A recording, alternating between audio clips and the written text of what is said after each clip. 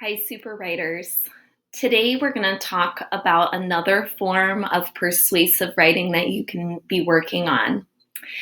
This writing is not from a kindergartner at center school, but it's a good example of another form of writing. I'm going to read it to you, and I want you to think about some things that you notice about it. It says, "Dear kids who take Legos. We're missing. We need them out of your house.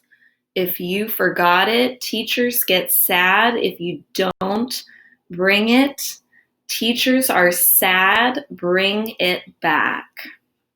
Or else you get in big trouble. No Legos at school. No more Legos in the blocks. Love, Serena." So Serena is writing about a problem in her classroom. She cannot play with Legos because they seem to be missing, and they are small. And that's very sad to hear that that's going on in her class. But you'll notice she gives a lot of reasons. She says the teachers are sad. And then she also shares consequences, and that is that they can't play with the Legos if they're missing. So it's a very good example of how you have to take care of things in your classroom. There's another thing I notice about this rating, and that is that it ends with "Love, Serena." And then if you go to the beginning, it says, "Dear kids." What does that sound like? You're right. It might be a letter. So instead of writing a book, which we've been doing, she is writing a letter. Let's look at another one. This student did a really good job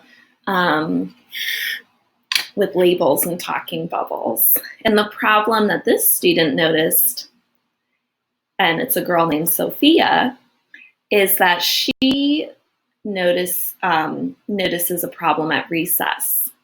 Okay, let's look at what she writes. "Dear Ms. S," that must be your teacher, "all the kids should share toys at recess, or else it feels boring. One reason it's not fair when only one kid gets to play with the bouncy ball or the jump rope. Also, kids feel sad when they don't get a turn. We should take turns so that no one feels left out. Recess is more fun.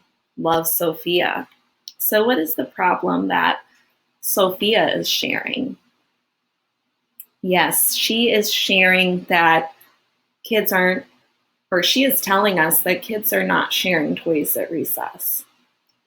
And it's not fair because it doesn't seem to make sense that one kid would get to play with one bouncy ball or one jump rope the whole time, right?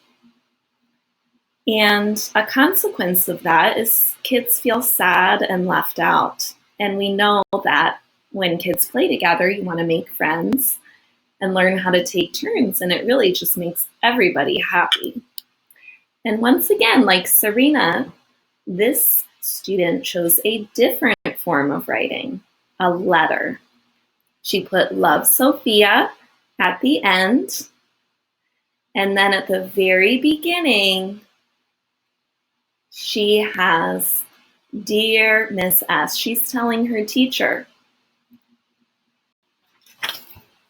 So there's lots of forms of persuasive writing. Writers can make a sign,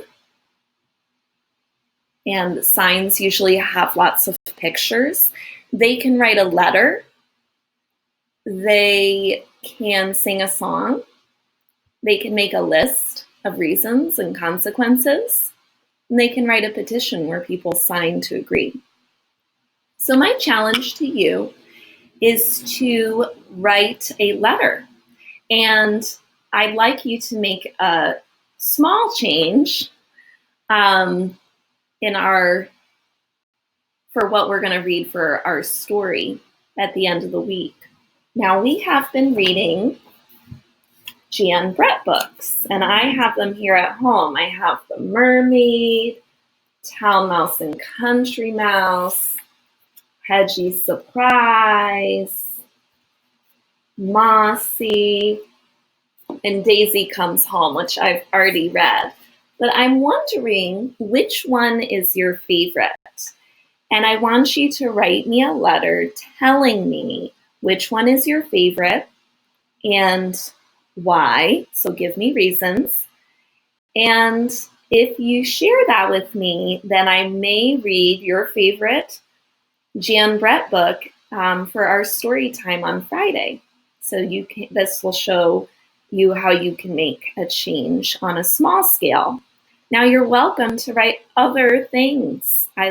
You can write lots and lots. You can write other letters to other people about changes that need to be made in our community or in our world.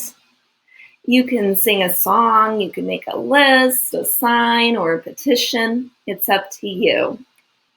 You can make your words be a magic wand when you provide reasons and consequences to make your writing more interesting. Happy writing!